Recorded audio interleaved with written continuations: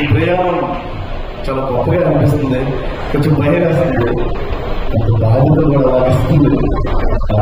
సరే, అందరికీ నమస్కారం అండి. విద్యార్థులకి అలాగే నేను యూట్యూబ్ సిరీస్ చేస్తాను సార్.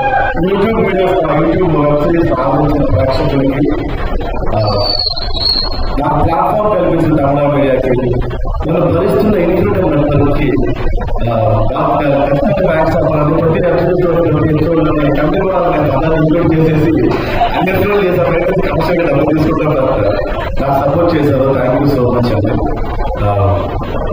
చాలా ప్రొడక్షన్ ఈ సినిమా తిరిగి అందులో అంటూ ఉంటారు, వంశీ మనం చాలాసార్లు బాగుపడ్డా ఏడ్చాం, నాకు చాలాసార్లు మీ మాట హాన్ చేసిందన్న. ఒక టైంలో సికింద్రాబాద్ రైల్వే స్టేషన్ దగ్గర ఎవరు 5 రూపాయలు కూడా ఆలోచిస్తారు, అక్కడ షోరూమ్ లో పెట్టారు 1000 కోట్లు అని చెప్తారా, మీకు ఆలోచించే బిజినెస్ మ్యాన్స్ ఉన్నారు. ఆ ప్లాట్ఫామ్ పింక్ నిజంగా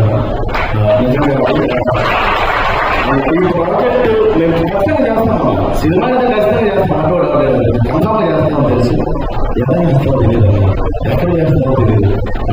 నిర్మించిన దీపాకి నాటిపోయా వీళ్ళందరూ వంశీ ఫ్రెండ్స్ అవ్వడం, ఫనీగా మంది కలవడం, ఫనీగా నిజంగా వెళ్ళడం, ఈ సినిమా ఎలా రూపుదిద్దుకోవడం చాలా ఆనందంగా ఉంది.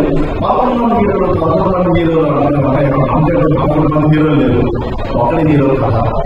ఈ సినిమా వెళ్తున్నా వంశీ డైరెక్టర్ అప్పుడు hero, cinema main hero, second hero నేను ఆలోచిస్తూ ఉన్నాను. నాకు అవకాశం లేదు, గట్టి లేదు, చచ్చిన అవకాశం అంటే వెళ్ళాల్సిందా, వేరే ఆప్షన్ లేదు. కాకపోతే హీరోస్ కాదు, ఫస్ట్ డైరెక్ట్ హీరో, రెండోది ఏ ప్రొడక్షన్ లో చేస్తామో తెలియదు, అసలు చేస్తామని ఏమో సరిగా తెలియని టైంలో పాటలన్నీ కొట్టేసి తిరిగాడు నా మ్యూజిక్ డైరెక్టర్.